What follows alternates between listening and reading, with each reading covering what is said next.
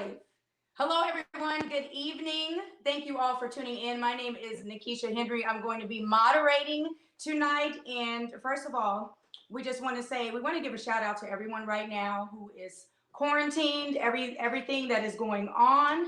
We're all going to get through this together. So I just want to preface this entire conversation with that. We are going to make it. So without further ado, tonight is all about a community conversation, the COVID-19 public health emergency and Black small businesses, the resources in institutionalized racism. So we really want to talk about the effects because obviously COVID-19 has shaken the world, not just our country, not just our city or our state, but the entire world. So we want to talk about what that means for small Black businesses. And so tonight's conversation is brought to you by Black Small Business Association of California, BSBA. So be sure, there should be a link somewhere on your screen. Be sure to sign up for membership. The membership right now, there is a special, it is completely free. So everyone that's tuning in, you can become a member at www.bsba-ca.org.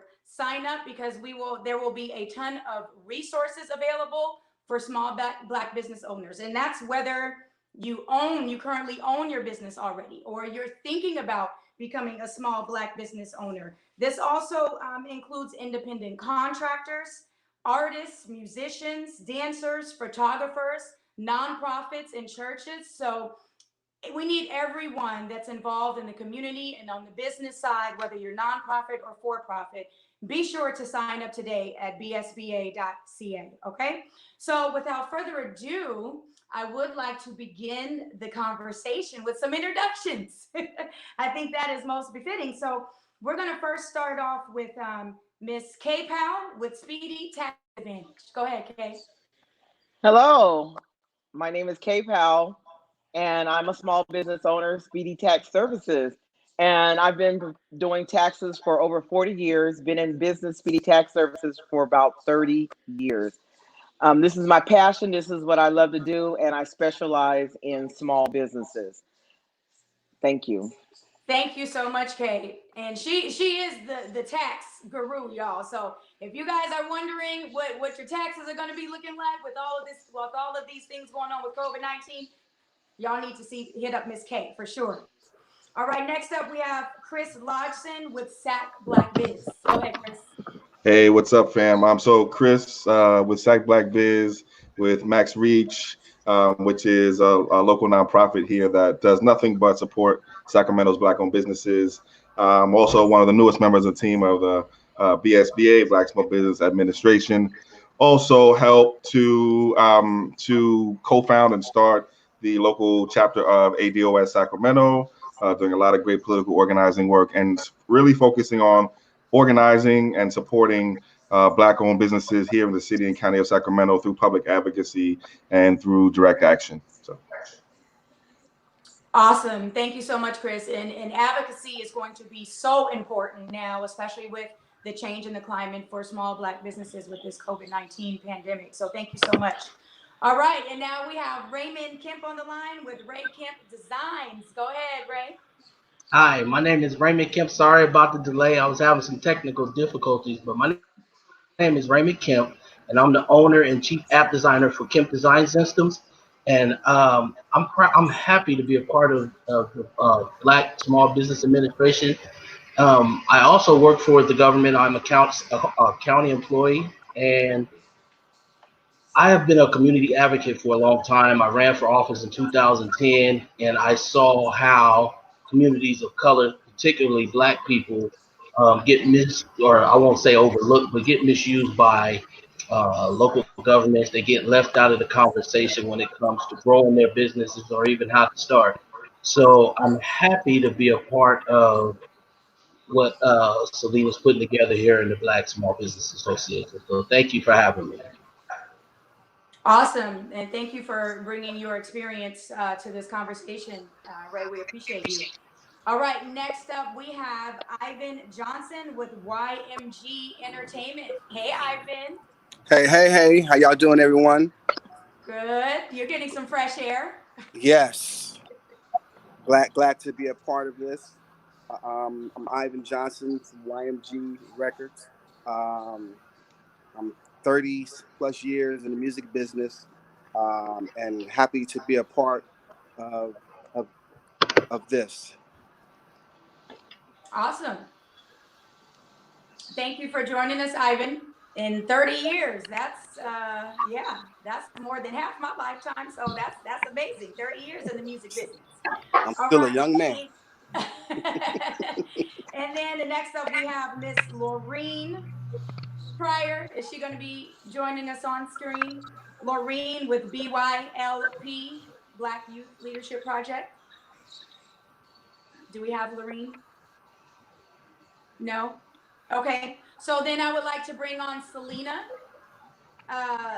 Selena Pryor, she is the visionary behind the Black Small Business Association of California. And this is pretty much her baby. So Selena, can you give introduction about the BSBA and what that means for small Black business owners? Hi, I'm Selena Pryor, and I am the Executive Director of the Black Small Business Association of California. And the reason why I started this association is because I want to see Black people do well in the state of California. I'm noticing and have noticed for a while that we are disproportionately affected by policies and laws that are designed to keep us out of certain arenas. That includes loans, that includes education, and I just want to see Black people do well. And so if you take a minute, listen to what we're talking about, get involved, become a member of the Black Small Business Association of California. I don't think you will be disappointed. We are definitely a new association on the move. Absolutely. And thank you so much for your vision behind this, Selena, because we needed it before, but we need it now more so than ever before with, this pandemic going on and the effect that it has on small Black business owners, because I think it's very important to note that there are a lot of small businesses that are affected, but small Black businesses will be affected very differently than, maybe the white-owned yogurt shop down the street or any other businesses like that. So this is very, very important. And once again, you guys, be sure, all of our viewers that are tuning in right now, be sure to sign up. The membership is free as of right now. Become a member at bsba-ca.org. So without further ado, we're going to go ahead and get this conversation started. So don't forget about Regina. Don't forget about Regina. Oh, Regina. Oh, I'm so sorry. Regina, I'm so sorry. You know what? I think we have only a certain number of squares we can have on at a time. I'm so sorry, Regina. Okay. No worries. Certainly not least, Miss Regina Wilson with the California Black Media. Go ahead, Miss Regina. Yeah, no, thank you for having me on. I'm happy to, share any information when Selena asked me to be on. I said, of course, that I would, and share what we are learning. California Black Media was started by my father, Hardy Brown, who was a small newspaper business owner in the Inland Empire, Riverside, San Bernardino area. California Black Media serves about 22 African-American owned media outlets that are digital, print, radio, and we advocate on their behalf and their existence. And so our role right now during COVID-19 has been to produce content, stay up to date and current on all of the press conferences and all the new changes, and distribute relevant content news to our media partners so that the communities can stay abreast on changes and things that are happening in the community. Awesome. Thank you so much, Regina. And that's very important, because a lot of times the narrative is not told in a way that would really affect us as far as Black small business owners and entrepreneurs. So at this time, I'm going to have Miss Kay come on and share her expertise. And in case you guys don't know, as I stated before, Miss Powell, Miss Kay Powell, she is all of that and a bag of chips. She is not only a financial advisor, but a CPA. I know a lot of our community members. I have a lot of friends that utilize her tax services. So Miss Kay, we're going to bring you on. If you can just kind of share your expertise as far as the CARES Act is concerned and the effect that it has for us.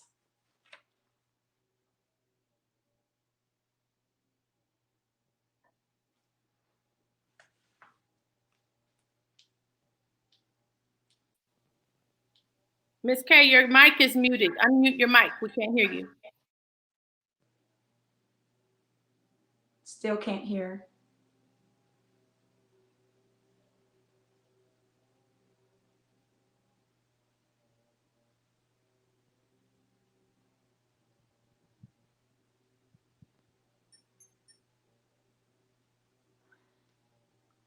Okay, I think we're having a few technical difficulties with Ms. Kay's audio. So we will come back to her. And let's go ahead and move on. We'll move on to Chris Lodgson, and then we'll come back to Ms. Kay. Hopefully we can get her audio situated. So Chris, you're going to join us and basically talk to us about the stark reality of the small Black businesses, the landscape, and you know what happens now. Yeah, thank you for that. And yeah, I definitely want to hear what Kay has to say in relationship to the CARES Act, because that's very much related to what I'm going to talk about, which is about where we are. And really, there's no real way to talk about where we are if we don't start with sort of where we were right before COVID-19 as a Black business community. And there's really no way to have this conversation writ large without putting it in context. One of the things that I've been fortunate enough to be a part of many different empowerment conversations over the last several weeks as COVID-19 has ravaged Black businesses. And one of the things I think has been missing, and that I'm happy we have a chance to do here, is to put it in some context, right? So, prior to COVID-19, right, we just generally, if we were talking nationally, we know there are about 2.58 million Black-owned businesses, adding and equaling up to in revenue about $150 billion a year if you add it all of the revenues up, and employing thousands of workers, mostly other Black folks, to be honest with you. But if you look closer, you find that some 94%, 95% of those business owners had no employees other than the owner themselves. You found that if you looked at the typical business owned by a Black woman entrepreneur, for example, average revenue was probably somewhere between $14,000 and $15,000 per year. It wasn't much better for the guys. So that's a clear indication that if that was sort of their sole source of income before COVID-19, folks were really struggling, right? If you look at the Right. If you look at the strength of the Black customer base, basically right prior to COVID-19, and the reason that's important to look at is because Black people, for the most part, are other Black people's only customers. Black people do more business with Black people than anybody else. Right. That's just a reality if you actually go to Black businesses. So but. You really can't have a strong Black business community without having a strong Black customer base, right, to support those businesses. Right before COVID-19, if you take here in Sacramento County, for example, we know that a third of Black Sacramento had already a zero net worth. More than half lived in asset poverty, meaning they really weren't ready for a COVID-19. So we were in a bad shape in terms of a business community and a business customer base community. COVID-19, just accelerated the sort of downward, motion. And where we are right now on Sac Black Biz, we've been polling Black business owners for the past several weeks. We've been having focus groups and conversations and roundtables and open forums with Sacramento Black-owned businesses every single week.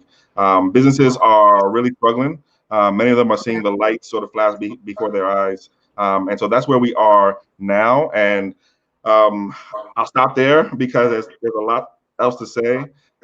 But needless to say, the stuff that folks like Kay and others are going to talk about are going to be very, very important to go from where we are now to where we want to be. Yeah. So one question I want to ask you, because you mentioned that even before the pandemic, a lot of the small Black businesses may have been struggling, but Sure. rely very heavily on our own to support one another. So how important is it right now for the small black businesses that are still able to operate? How important is that for, us as a community to continue to support? I mean, because we're talking about, restaurants, and we're obviously it's the essential businesses, but a Right. lot of the small black businesses are online and still Oh, able yeah. to operate. So how do we as a community still continue to support them through the pandemic? Yeah, that's an excellent question. That's an excellent point that you raised. I'm glad you elevated that. And so if I could talk a little bit more about some of that polling that we've been doing. We've been hearing directly from Black business owners.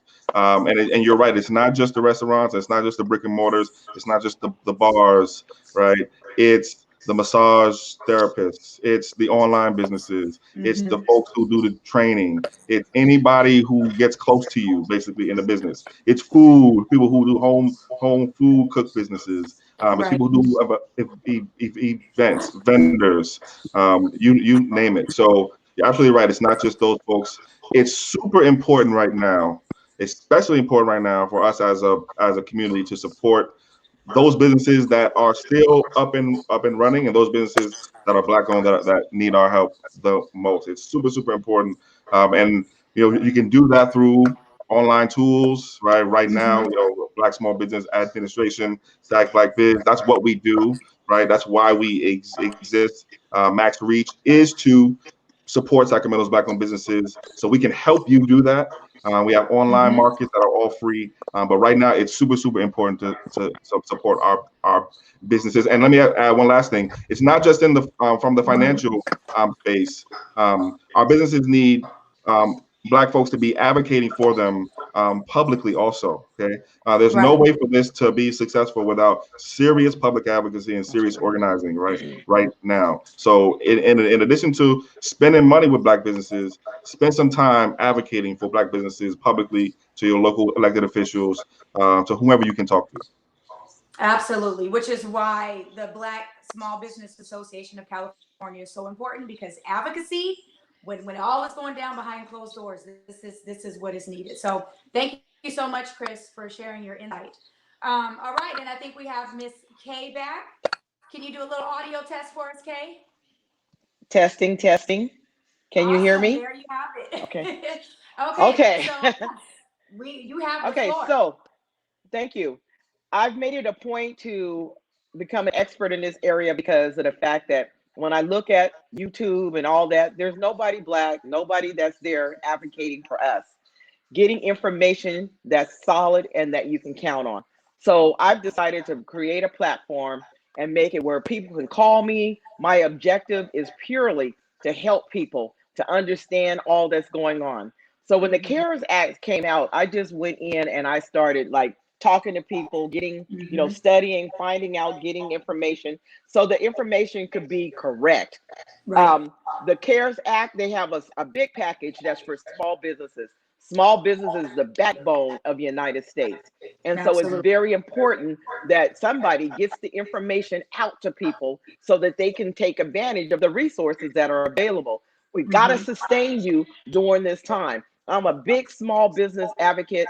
I only shop at small businesses as much as I can. So I went out and I found out about small business and I started telling everybody what the CARES Act does. The CARES Act has a number of resources that are available to small businesses. One of them is the EIDL loan. So I told everybody, go apply for it. That's the economic disaster loan. Okay, well, it said it was going to give everybody $10,000 in advance. But I just got an email yesterday that said it's really only going to give about $1,000 per employee. And then anything else you get, you have to pay back. So a lot of people that are independent contractors, sole proprietors, self-employed, they're saying, I don't have any employees. You are an employee. At least you can get that to get started. Then I also am encouraging everybody to apply for the payroll protection plan, which is the PPP. Right now, though, the money is going fast. There's $349 billion in the CARES Act for small businesses, and you have to apply at your bank. And what they do is if you get an EIDL loan, they will subtract from that. You know, they made it seem like you can get both. You really can't. But what's wonderful about the PPP, if you get it, is that if you use that money from the date of origination for payroll, for mortgage, for debt, for utilities, during the first 8 weeks, that loan is forgivable. So it could be 29,000. There's not a cap. But if you don't use it, anything over that has to be paid back at a low interest rate in 4 years. But you have to apply at your bank. But it is guaranteed by SBA, the federal. So I think that's great because they're trying to pump in, and even though pump in some money to help the small business, even though that money may be moving fast, there's a fourth stimulus package. This is the third stimulus package. There is a fourth stimulus package that's right now in Congress that they're putting more money in it. 250 billion. I applied for it. I know some people apply for it, and I've already got a contingent approval. So that one definitely is moving quickly. There's some confusion about the EIDL, but the PPP seems more legit, and there's more room for that. Some of the other things that are available is, of course, everybody know about the stimulus package. That's not for just small business. That's for anybody. And so I'll talk about that in a little while. I'll stick to really what the format is about, what is in the CARES Act for the small business. So there are a number of other things. For instance, we know that unemployment has been extended. So now it's the pandemic unemployment assistance program, PUA. And that's been extended to sole proprietors, gig workers, which are considered temporary workers, self-employment, and independent contractors. So the Pandemic Unemployment Act, this is new. This is groundbreaking. Never seen anything like it. I'm 65 years old, and this is new for me and for my experience. And I'm telling you, I have a ton of experience. I didn't go through all that, but I'm expert in quite a few things. And this area here is going to extend $600 to each person that applies for it and gets granted, and 13 weeks. And so I'm asking everyone, this is all help.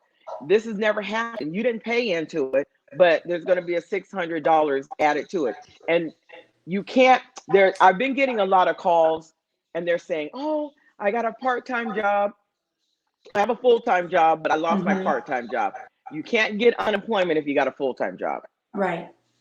So even if you're a barber on the side, or you're a beautician on the side, but you work for the government, you do not, at full-time and you're working, you do not qualify for unemployment. But if you're a part-time worker and you lost your full-time job, you can apply for unemployment. Okay. Yeah, Does that that's make very sense? important. Yeah. Yeah. I've been getting a lot of calls, and people are saying they haven't gotten the money yet, but actually, I've gotten calls today, people that are starting to get the money.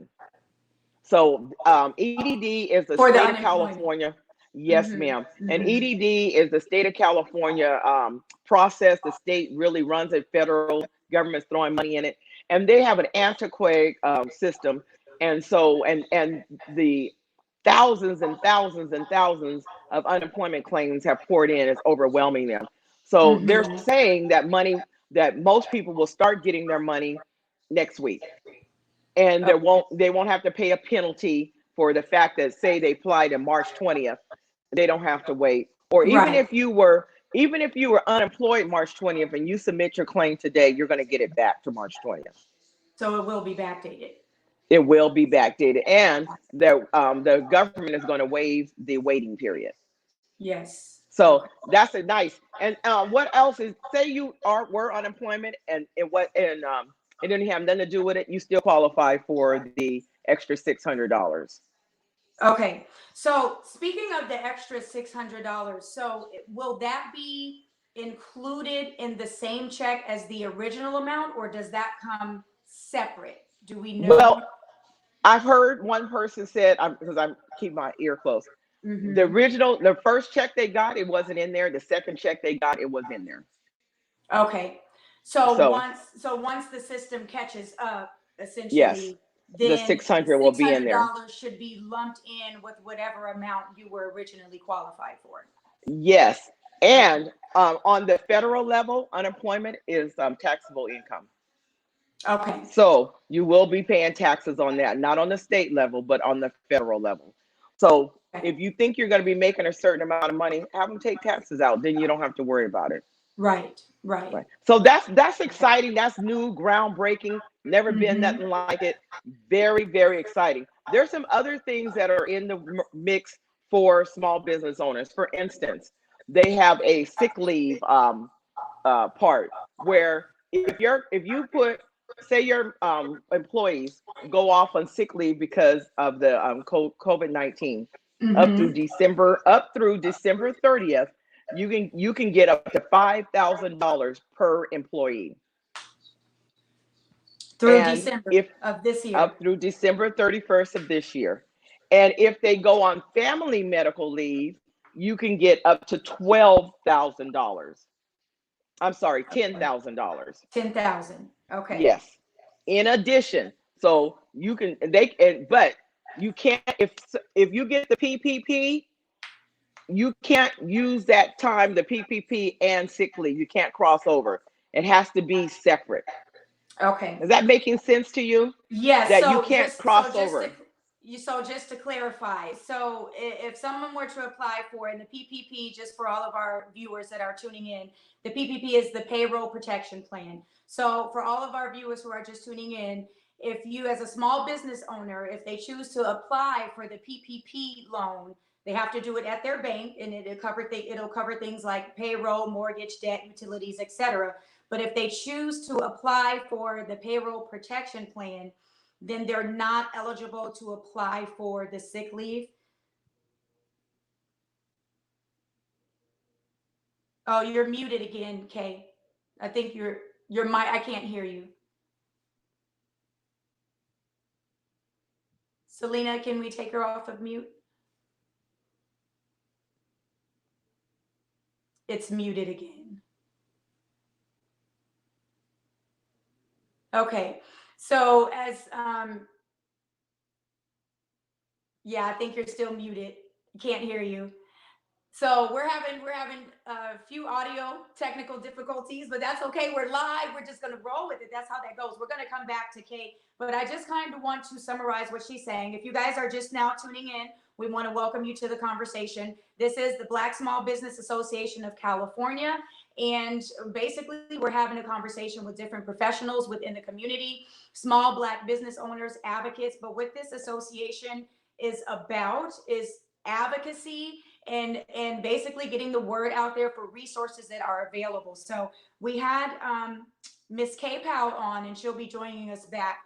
But we had Kay on, and she was basically speaking about the CARES Act and how that will benefit small Black business owners. And so when we talk about small Black business owners, who does that include? It includes those who may own small businesses right now, soon to be business owners, independent contractors, artists, musicians, dancers, photographers, nonprofits, and churches. All of these categories are included when we talk about small Black business owners. This association, again, it's all about advocacy. So we had Ms. Kay Powell on. She is a financial advisor and a CPA. And so she was basically breaking down a lot of the benefits of the CARES Act. Now I'm gonna tell you guys, the CARES Act is 884 pages long. So we know that not everyone's reading through all of that. So what we're doing is trying to pinpoint, and this is what Ms. Kay, and I'll turn the floor back over to her in a second, but this is what she's been talking about. For the small Black business owners, these are the things we know. No one's going to read all 880 something pages of the CARES Act, but this is the vital information that you need to know. And I hear a lot of people too, and you can kind of chime in on this too, Kay. You know, a lot of small Black business owners who, you know, just say, you know, well, I'm going to make it through, and they don't want to take advantage because they don't want loans and they don't want to have to pay anything back. But, you know, it's really important to stop the bleeding, you know. Yes. And so a lot of our people sometimes, as far as the small Black business owners, I think there's a fear there because they don't want to owe anything in addition. But why is it important for them to take advantage of these resources? Well, because the money is there, and there's never been a time where small businesses have been the focus of the United States. We have to help each other. The Yeah. resources are there. I'm advocating, I'm telling everybody, get everything you can and then help somebody else. But the resources there, this is your Yeah. chance as a small business owner to be sustained, that we pour back into you because we need you as a small business owner. We cannot let Hmm. you get swallowed up. We need people to have individualism. We need people to have a voice. And so it's very critical to me. I'm advocating, I'm telling everybody, get the money. This is the first time where the money is available with Right. no strings attached. It's so Yeah. critical. Everybody is so afraid. Get away from those negative people. Get around positive people. People that will help you Yeah. build, people that will help you help one another. We have, this is not the what do they call that? Where you're just pulling people down. Well, we're lifting you Hmm. up. This is an Hmm. opportunity. And all I'm asking you to do is be a good steward over it. Take advantage of it. Do great with it. Take away fear. We're walking in fear. Don't walk in fear. Your greatness is right there. The money is Right. there. Help is here. If you got help, you got to take advantage of it. My name is Kay Powell, Speedy Tax Services. You can call me personally, 916-320-1246. And I will answer. I answer every call. I help everybody. No strings attached. I have no objective but to help you take advantage of all the resources that are available. They have Hmm. employee retention. If you keep your employees, you can get up to $5,000 per employee. All that's Hmm. rolling out. They also have the medical leave, and there's some other ones that are going to be rolling out that is going to help you help because we need you as a community. Can you imagine if there was all Walmarts and there's all these big businesses and there's nobody that has any boutiques and any Right. salons and everything? So drop your pride and let us help Drop you. it. Yeah. Take advantage of what's out there. It's coming from the White House down. Right. It's local, it's state, it's national. It's resources that you need. And don't Hmm. have the fear, well, I gotta pay it back. Well, if you do the right thing, you don't have to pay it back. Right. If you pay Right. it for and put it in your business, trust yourself that you will do the right thing. The PPP, that you can get up to 10 million, they're saying. If you have a business, if you have less than 500 employees, and if you use it for the business. But after the origination date, 8 weeks after that, if you pay your business, if say you let employees go, you can bring them back, you can pay them. This is an opportunity to fix your business, to help so the community can surround you. We want you to be in business. I miss my Right. hairdresser. Oh my God. Right. Anyway, Me too. I'm um, glad I got crochets in. This is the only thing saving me oh right wait, now. oh wait. But it is very important that there's more stimulus packages coming. One of the things I don't know if I could talk about, but I wanted to tell you there is a lot of rumor around the stimulus money, the individual money that's rolling out is going to have to be paid back. I Hmm. just want to touch this because it's really vicious and it's moving at just a rapid pace. There's somebody that's sitting around a video. So just quickly, if it's okay if I talk about this, Absolutely. okay, because I think it's important for everybody to hit home. The stimulus package, the 1,200 or 2,400 or whatever, it is at a credit on 2020. So let's explain to you. Right now, it's being sent out based on 2019 or 2018 taxes or your Hmm. Social Security or disability. But the real qualification is 2020. So, for instance, if you file your taxes in 2020 and you are eligible, meaning that, for instance, if you're single, you make under 140,000. If you're head of household, under 160,000, and if you're married, under 200,000. What'll happen is when you're doing your tax return, it'll say you get this $1,200 credit. It's a Hmm. credit. And if you say, and then it's going to say, oh, I got it already, it'll just subtract it and you don't get it. It doesn't go in there and then you automatically $1,200 in the hole. No, It is a credit. It's not a loan. The only issue is say you were eligible in 2019, you made under 200,000 married filing jointly, and then you were so blessed you made 250,000. Now you're not eligible for that credit, and then you have to pay it back. That's the only time. But Okay. think about this. What about people on Social Security? They're not filing taxes. They're not paying that back. What about the non-filers? They've opened this up to everybody. Right. So if you kind of put common sense and think about it, it has to be a credit. It can't be a loan because they're not going to go and subtract it from somebody's Social Security. They're not going to go to the homeless and collect it. They're not going to go out in the streets and collect it. It is a credit. And only way you have to pay it back is if you become ineligible for 2020. Okay. Now, was that clear? Yeah. So just to be clear, so right now the 1,200 that we're getting back. Let's just hypothetically speaking. Okay, I'm getting 1,200 back, right? Yes, I qualified in 2019. I didn't make over the 75,000 or whatever it was, so I get the 1,200 right now. Now, when I go to file my taxes in 2021 for 2020, it shows that I made over. I think the cap is 99,000.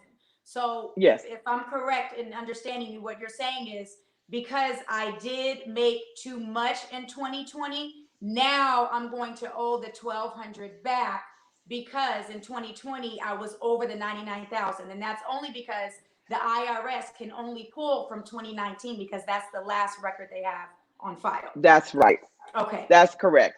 But if you don't owe over it, it doesn't subtract it. But it also gives another avenue. Say you weren't ever able to collect it, then you collect it in 2021. Just think about it. This is not the first time the stimulus checks has come through. They had it in 2008 was the last time. It wasn't a loan. So I just think that people need to find the right source and then allow that to be the source. I have created myself as a source to try to give people the right information. It's fluid. It does change. That, for instance, the EDL, they said everybody, if you qualify, you get 10,000 advance, and then they realized they couldn't do that. But what I try to do is I go on every day to give an update so that when the information is changing, that I can give you current information. And so I hope that that's that help in regards to they're going to put a portal up, and they're working on it. It could be up as early as tomorrow. The portal is going to be for people that filed 2018 or 2019 taxes, but there is no direct deposit information in there. Or if your address changed. Why is this important? Because the third wave of stimulus checks that will be sent out. So the first wave is direct deposit for people that filed 2018 and 19. The second wave is for people that receive Social Security or disability and weren't required to file. In 10 days, that money will be deposited in their account. And then the third wave is going to be mail checks. And the checks are going to go out according to the lowest income earner to the highest income earner. So if you're in the high end, it could be 5 months before you get a paper check. Okay. So if you don't want to get a paper check, when the portal comes up, get my payment tool on irs.gov, go in there, put your Social Security in there, put your deposit, your bank information, and you should be receiving a check within 10 days. Okay. So a question on that. Now, well, people are, and you may not know because things are constantly changing, but for those who have already filed their taxes, let's say they filed their taxes and they realize that they put in the wrong bank account information. Well, obviously the regular tax return, the IRS is going to mail that. But as far as this new portal that's supposed to be up and running on the 17th, will they be able to go in and update their bank account information? From what I know today, the answer is no. The reason why is because they said that they don't want people to have the ability to change that because they're afraid of bank fraud, of ID fraud. So in that case, then your check will be mailed to you. Now that's what I know today. If people, if you cry enough, if you send the information enough, then you can put pressure on IRS, and then they might update it and change that. But Right. as of right now, IRS is saying that that's too risky. Okay. Okay. Well, I mean, that makes a lot of sense because they pretty much want to go with the information that they have on file for the original filing or for those who are just joining them. So, thank you so much, Kay. I actually want to just kind of go over a little bit what we talked about. I know we have some viewers that are just joining in. If you guys are just joining in, welcome to the conversation tonight. Presented by Black Small Business Association of California, also known as BSBA. This is a conversation about the COVID-19 and how it is affecting small Black businesses. And so just to kind of summarize what Kay Powell, our financial advisor, has gone over is basically we need to take advantage of these small business loans as far as the CARES Act is concerned. So there's a small business loan, there's a payroll protection plan, the PPP loan. Now you do have to apply at your bank for that, and that covers things like payroll, mortgage, debt, and utilities. So if you are a small Black business and you still have these costs, you would qualify for the payroll protection plan, the PPP loan. The fourth additional stimulus is that the government is adding an additional $250 billion. And then also for the unemployment, for all of you who have filed for unemployment, the federal government approved an additional $600 to be included on top of what you were already approved for. Now, as Ms. Kay mentioned earlier, that may come in waves. If you've gotten your first unemployment check, it may be the original amount that you applied for.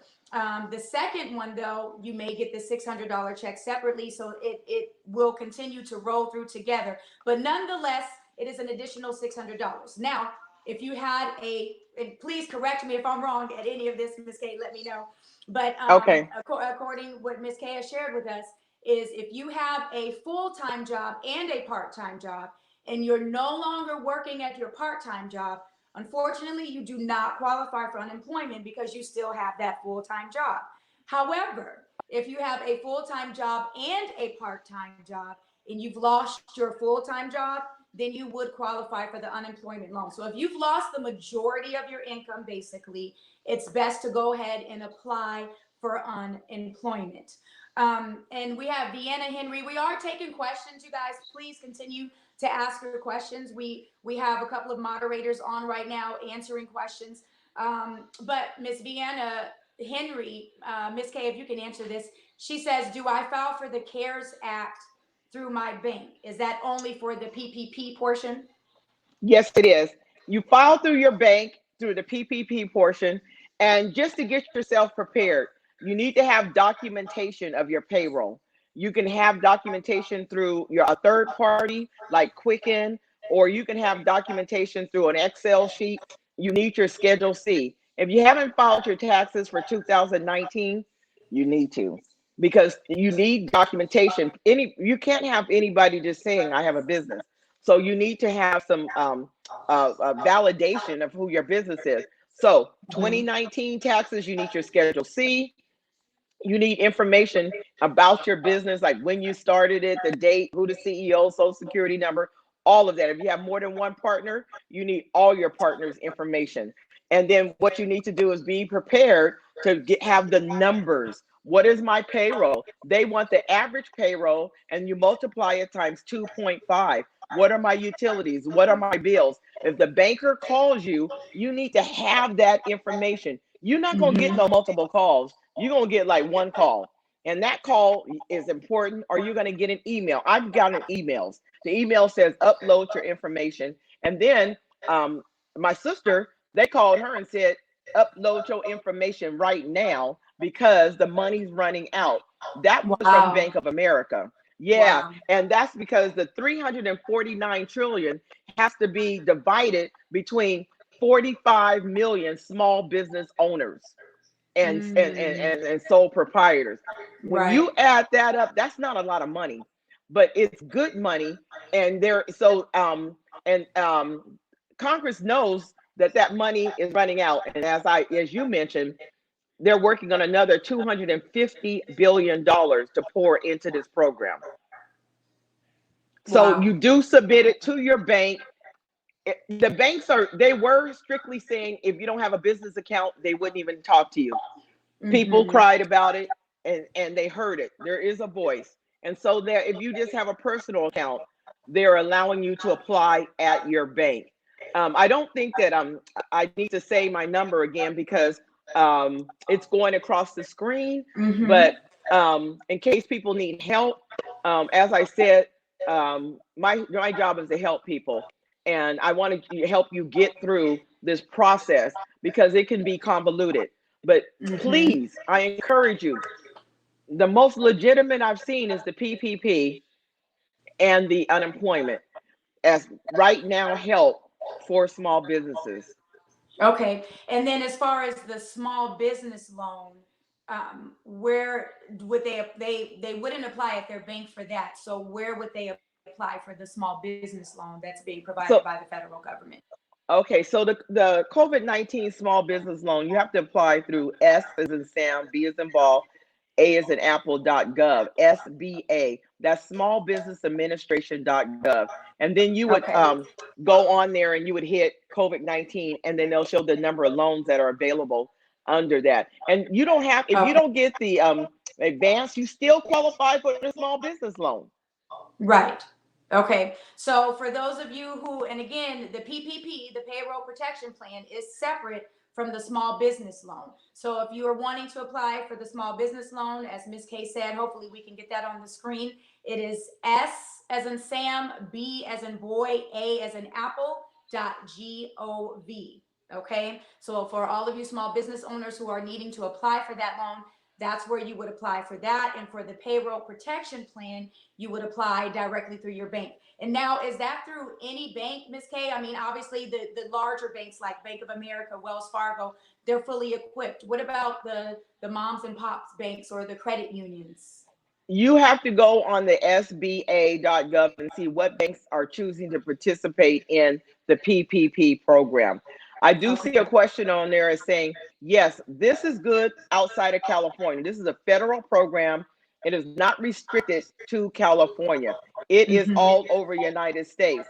But all the banks are starting to get on board because it's guaranteed by the federal government. So they have nothing to lose. If you don't pay back, for instance, if you don't pay back, they can get the money from the federal government. So the credit unions are starting to jump on board.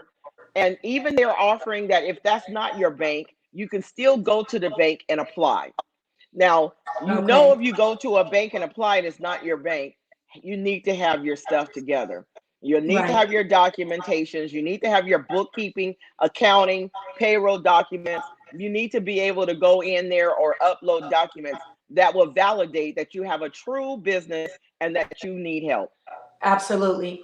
And then just to sum it up, the last, the two also very important pieces to this CARES Act stimulus puzzle is when you mentioned the sick leave. So for all of you small business owners, you can get $5,000 per employee all the way through December 31st. Now, is this only if they are still paying for payroll for these particular employees, Ms. K? They have to be, okay, so if you got, this is the game plan. You got to plan this, people. It's very important to figure out how you're going to do this. So the game plan is that say you got the EIDL loan and you got the PPP loan. Once that's exhausted, now you have an employee, even yourself, if you go on sick leave, so you would do it injunction to it, not consecutive, but not at the same time.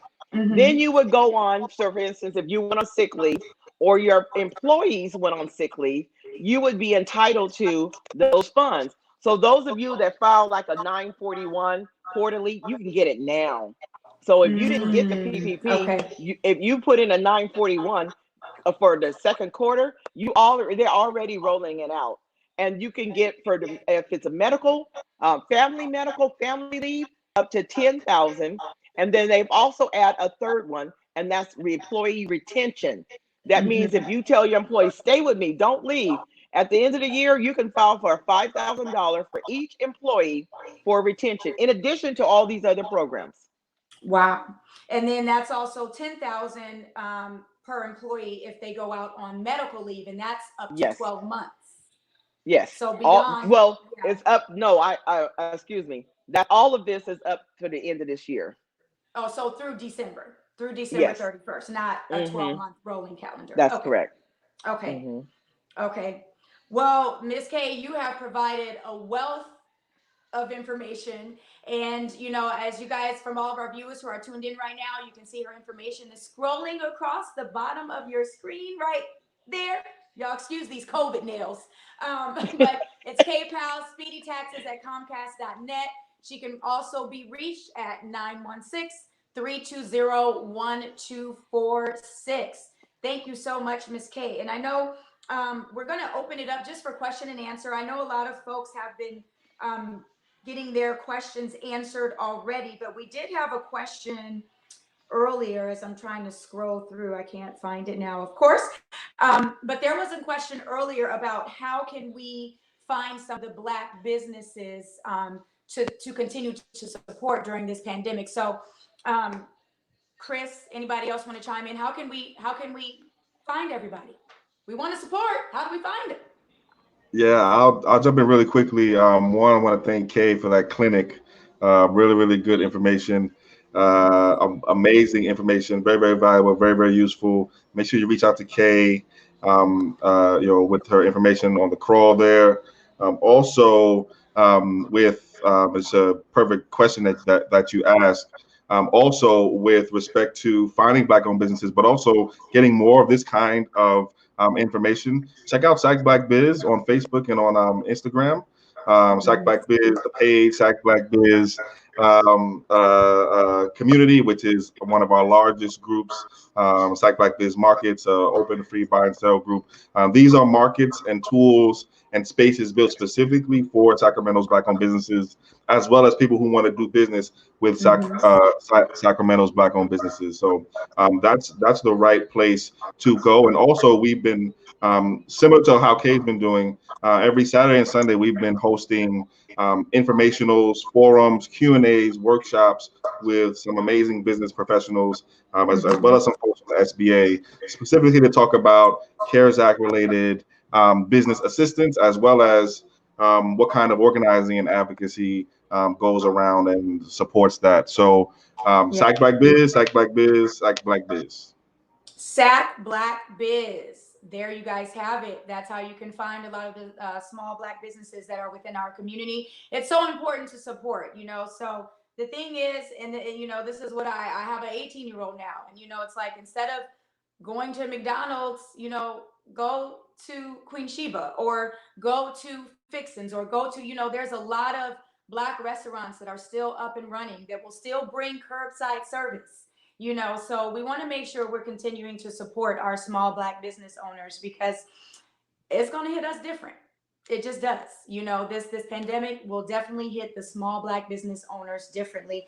And again, of course, for our viewers who may just be tuning in, you are joined in on the conversation, basically a community conversation put on by Black Small Business Association of California, also known as BSBA, which is an association which will begin advocacy for small Black businesses and everyone who falls in between that. So again, we're talking entrepreneurs, independent contractors, hairstylists, dancers, photographers, artists, nonprofits, and churches. That is all included when we're talking about small Black business owners. And one thing that I did want to say too, just to reiterate the conversation that we have with Ms. K, you know, a lot of our people, you know, we get fearful. We don't want to take advantage, or we don't want to take the time and read and research.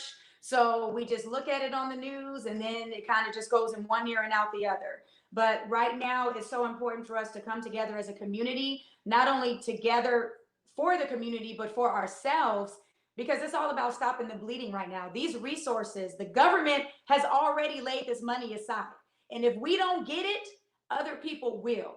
So that's why it's important to ask questions, read, do your research, understand how these things will be a benefit. All of it may not be free money, but it's all about stopping the bleeding right now. So that's what we have to do.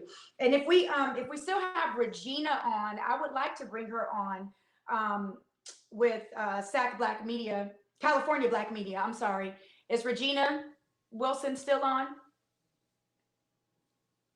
Regina, are you still with us?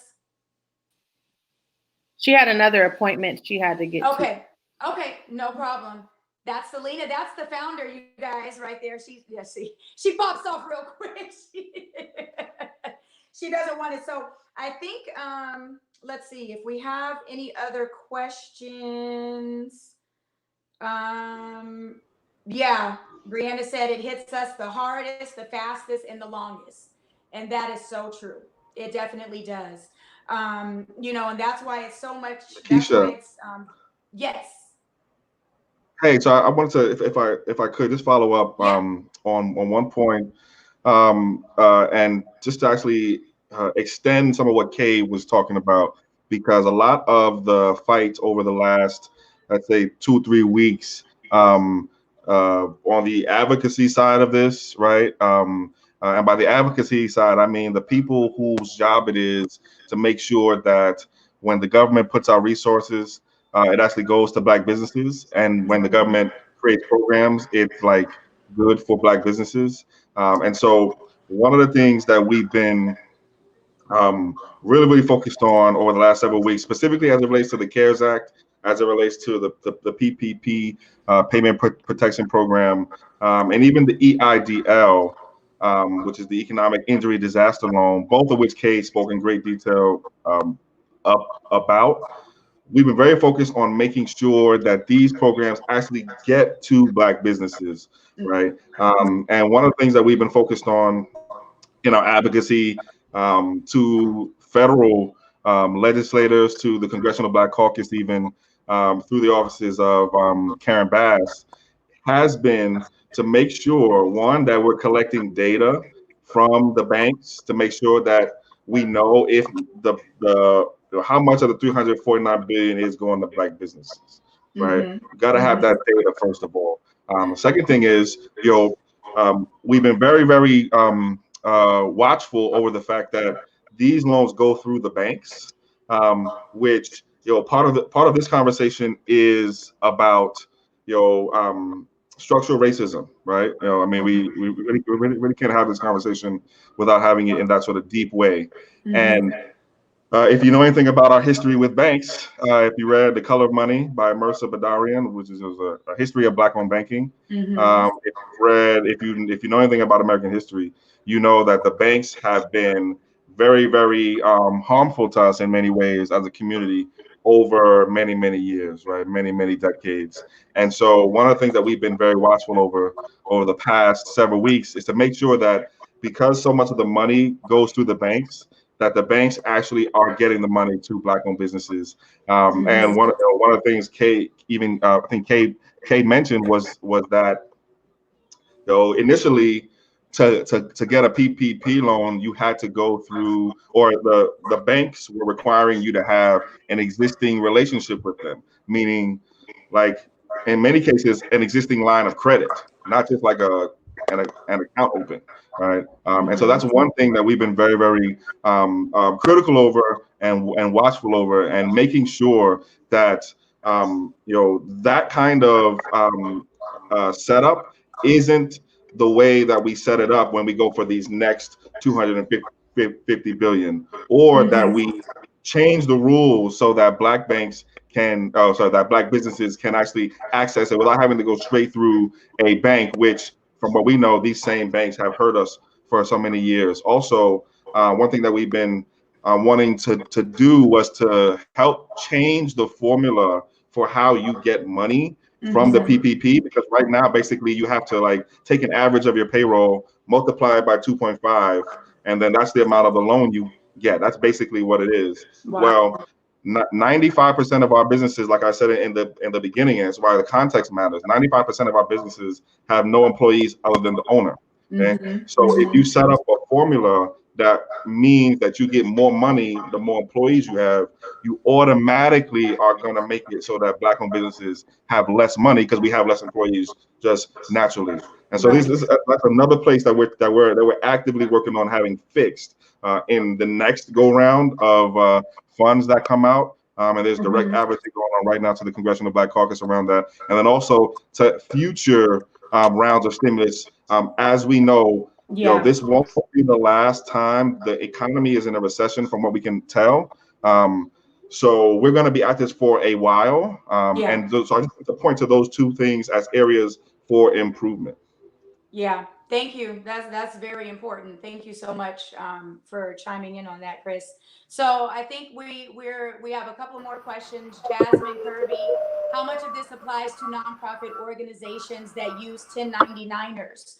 So I know, as Ms. Kay had mentioned earlier, a lot of this does apply to nonprofits and churches as well. So the most important thing to do is to research, again, that PPP plan, the payroll protection plan, the small business loan, all of that. If you want to contact Kay Powell, her information is scrolling on the bottom of the screen there, speedytaxes@comcast.net or 916-320-1246.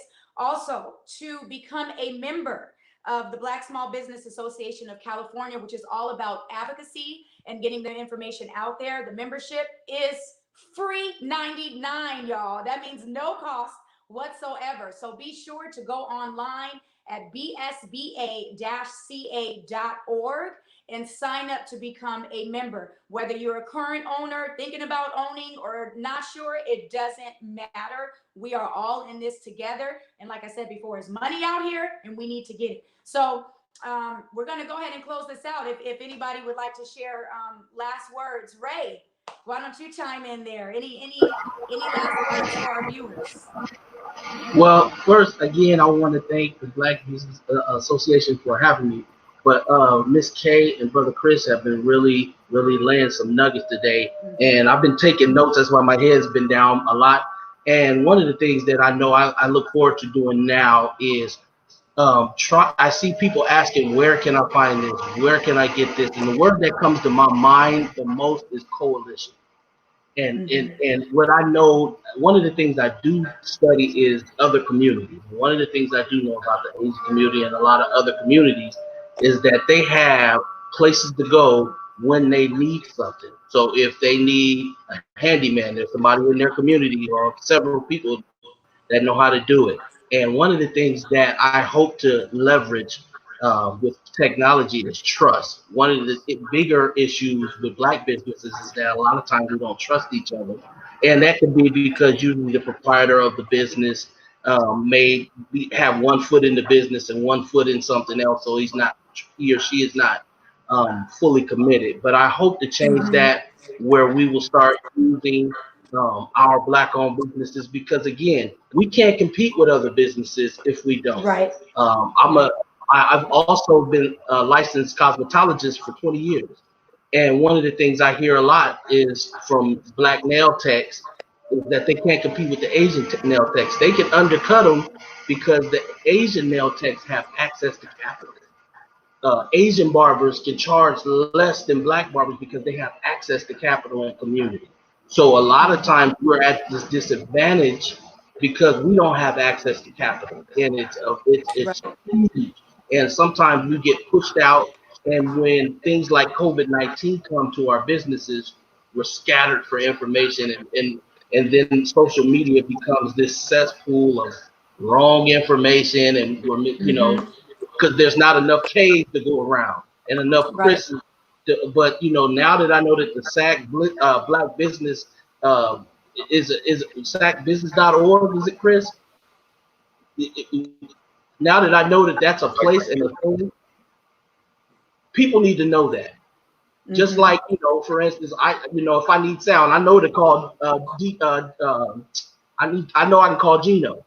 If I need admin work, I can call Miss Selena. So you just need to know, and we all need to know where to go. And so one of the things that I plan on doing, I wrote some notes here, is I'm going to get going on an application to solve this issue, because again, I think that we have a history of doing great business.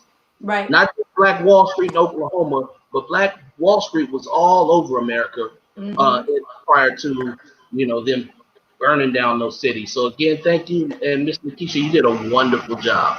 Well, thank you. Thank you. This things like this are important, are very important. And she asks, which is a pretty good question.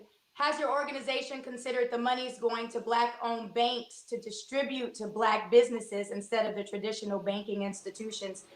And I think the answer to that is, while that would be great, the federal government has control over who they distribute to. Yeah. And so, I'm not sure. I'm sure there's a process for the smaller Black-owned banks to be a part of that distribution. But obviously, the stimulus is here now, so I think it would be too late. But it's definitely, Black banks, Black bank owners. Can They I definitely should be. Yeah. Do you have? can I jump in there? Yeah, no, that's a really good question. Shout out to Shawana for that question. And Shawana, I know she does a lot of great work here in Sacramento as an artist. So she herself is an artist. She's an independent Black business owner herself. And does a lot of great workshops every first and third Saturday at the African Marketplace at Florence Square. So shout out to her. Great question. You're right. The feds say the feds say which banks can apply for the PPP money to give it to the small businesses. There should be some Black-owned banks in the pool right now of businesses that are participating. So in the thousands of banks that are already doing PPP loans, there should be some Black-owned banks in there. But I want to thank you, Shawana, for raising that issue, because that's actually something that part of my work as an advocate I need to find out about. And so I'm going to take that up as one suggestion, and then two, a point of inquiry with some of our legislators to make sure that our Black banks are actually in the pool of the thousands of lenders, and so that it's not just a Bank of America, it's not just a Wells Fargo, it's not just a Chase, it's not just a Citibank, but it's the Carve of banks, right? And it's the One United. So thank you for that, Juwan. I appreciate it. Yeah, for future reference. And then I just want to end on this note too. Small Black businesses are trying to stay afloat. Small Black business owners are not only trying to keep their businesses afloat, but they're also trying to keep their homes afloat, as well as all of other folks who may not own businesses. So I do want to end on this note, because y'all know me. I go hard when it comes to advocacy. And so I've done a lot of research. So for all of you who are paying a mortgage right now, this is what you need to understand about the CARES Act and the benefit that it provides to you. 9 times out of 10, if you're not banking with Bank of America or Wells Fargo, if you call them and say, hey, I want the forbearance plan, the bigger banks, Wells Fargo, they'll say, okay, no problem, Mr. Jane or John Doe, we'll go ahead and you can not pay for 3 months and we'll put it on the end of your loan. But the other 98% of us, including myself, when I contacted my mortgage company, they're going to offer you the regular forbearance plan, which every mortgage company had this already. So this is what everybody needs to understand. Every lender already had the forbearance plan, and that's basically where you can go 3 months, 2 to 3 months without making a payment. And then at the end of that 3 months, the total lump sum was due. And if you weren't able, so if your mortgage is $2,000 a month, at the end of 3 months, you owed $6,000. And then before this pandemic, the bank would say, okay, Mr. So-and-so, you owe $6,000. So how do you want to pay it? Do you want to pay a lump sum, or do you want to make a repayment plan? Well, this is where the CARES Act comes into play, because now you can still go through the forbearance plan. The bank is going to tell you, they're going to make sure it's related to COVID-19. They're going to tell you you cannot pay your mortgage for 3 months. And they're going to also tell you the lump sum will be due at the end of those 3 months. This is where the CARES Act comes in. Now, with the CARES Act, you have the ability to request a loan modification to extend the term of your loan and have those additional payments put on the back end without any penalties, which includes negative credit reporting, additional fees, or additional interest. So it's not free money. They're putting it on the back end of your loan. But before, the loan modification was not granted, and now it is. So I think people need to understand what that means. Don't let the banks tell you, we'll put you in forbearance and you owe us the lump sum. The CARES Act now allows you guys to modify your loan at the end of that. Okay. So that's just very important to know, because the banks, and you guys also have to understand too, when the stimulus package passed, when the CARES Act passed a couple of weeks ago, these banks, the bigger banks, the Wells Fargos, the Banks of Americas, they all got together, they were prepared. But the credit unions, the smaller banks, the United Wholesale Mortgages, all these smaller lenders, they weren't ready. So as soon as people started calling, they didn't know what to do. So they were just giving out information that they only knew at the time. And even now, so you guys just need to know your rights and advocate for yourselves, because it is a federal law and they don't have a choice. Yes, they will tell you the payment is due because it is still a normal forbearance. However, the CARES Act gives you all the right to modify the term of your loan to match the same amount of time that you extended your forbearance period. So if you don't pay your mortgage for 2 months, you're going to add 2 months on at the end of your loan with no additional fees or penalties. So don't let the bank scare you, because they will scare you by telling you, oh, well, you'll have $10,000 due at the end of 3 months. Well, we know it's going to be due, but I'm going to modify that and you can go on and put that on the back end. Thank you. So y'all need to make sure you guys know what your rights are with this CARES Act as it pertains to the mortgage. And that's for federally backed mortgages only. So if you have FHA loan, Fannie Mae, Freddie Mac, all agricultural loans, veteran loans, only for loans that are federally backed. If you have a conventional loan or any other type that doesn't fall in that category, then unfortunately the CARES Act is not covered. Okay, that's great information. That's good information. I bank to bank, right? Say that again, Selena. What they offer, what the banks offer, doesn't it vary from bank to bank? So the forbearance package may vary from bank to bank. Some banks may allow you 2 months. Some banks may allow you 3 months. The CARES Act does allow you an extension. But as far as what you have the right to at the end, the CARES Act is written. So you have the right to, if you can pay the lump sum, then you pay it. If you want to make a repayment plan to repay back the $6,000 you owe, make a repayment plan. But and I can tell you now, if people are not able to pay $2,000, they're sure as heck is not going to be able to pay $8,000. That's right. At the end of the forbearance. So that's what the federal government already knows. So that's why this portion of the CARES Act was put into play, so that us borrowers have an additional option to extend it to match the extension that we use for the forbearance period. Okay, so you guys just know your rights and do what's right for you. And the thing is, like Miss Kay was saying earlier, we have to take advantage of this. A lot of you are out there saying, you know what, forget it, I'm just going to pay my mortgage and I'm going to struggle because I don't want to owe. But this is the thing. The protection is already set in place, and it's about stopping the bleeding. If your bills and your mortgage and everything is set around your projected income, well, if you're no longer making your projected income because of this COVID-19, you got to stop the bleeding somewhere. Don't be scared, you guys. Just know your rights, know how it will affect you, know the pros and cons, and then you just go from there. But please, you guys, as a community, as the Black community, business owners and non-business owners, we got to do it. We got to take advantage. I'm done for real this time. Awesome. Oh, that was great. Wow. That was awesome. That was amazing. Okay, Marie. Well, I just wanted to jump in really, really quickly because y'all know I'm about that Black life. So yes. What I wanted to impress upon our people is we have to get self-interested. A lot of times we are sitting and we are watching things happen, and we're sitting and we're waiting for people to do things for us. We have to be at the table and demand they do it for us. Why? Because we are citizens of this country. We pay into these taxes. We get to come to the table with a set of demands, and we have to be self-interested. Shout out to my ADOS Sacramento family.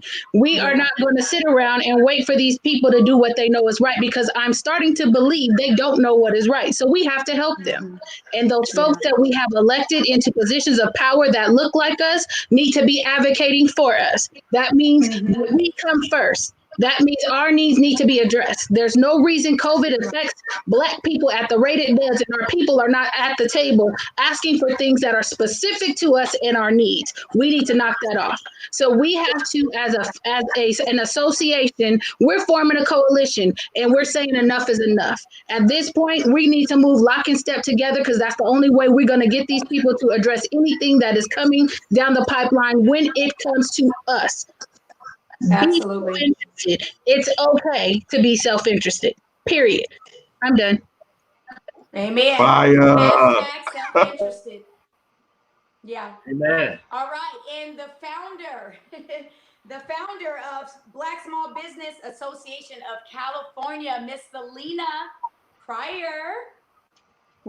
I just want to thank everybody that came on tonight. I think that these conversations are well overdue. I know that people are having them, but I mean, as many forums and different arenas that we can get in and just keep talking about it and telling people what's out there. Knowledge is power. And so as much as we can continue to just put the word out, let people know about resources, you know, if there's an issue, if we can get a coalition together and advocate, there's power in numbers. I think that we will be able to incite change. It takes one person with an idea and a couple of people behind them to make it work. And so I implore you, if you want to see change, please join this organization. You can join on Facebook. We have a Facebook page. At the top, there's a sign up button. You just click it, it takes you right to the form. Or you can go to the website. It's www.bsba-ca.org. Click on Become a Member. It will take you directly to the form. It's a 2-second form to fill out, but I need those numbers so I can say, wait a minute, I've got 8,000 people behind me, 8,000 small business owners, 8,000 contractors, 8,000 sole proprietors, and we want to be considered for loans. We want the information, what we need to do to qualify for these loans that you're putting out. You know, we want to be considered when you run legislation that adversely impacts us and puts us out of business because you think to ask us. You didn't think to consider us. So please join this organization. We want to help you. It is free. We are not asking for a dime. We just want to help Black people. And we want all the smoke. Yeah. Who wants the smoke? Yeah, so All of it. All of it. yeah, so to all of our viewers, thank you all so much for tuning in. This will definitely not be the last conversation. To keep updated on these forums and further discussions, and you know, as hopefully sooner than later, as we're able to start getting back to some sense of normalcy, you know, this coalition, this association will be hitting the ground and hitting the ground running, as you guys can see. So be sure to sign up to be a member, to stay informed, bsba-ca.org. You guys all please stay safe, wash your hands, and stay at home, you guys. But just be safe. God bless you all, and we're going to get through this together. Good night, y'all. All right. Good night. Peace. Great work.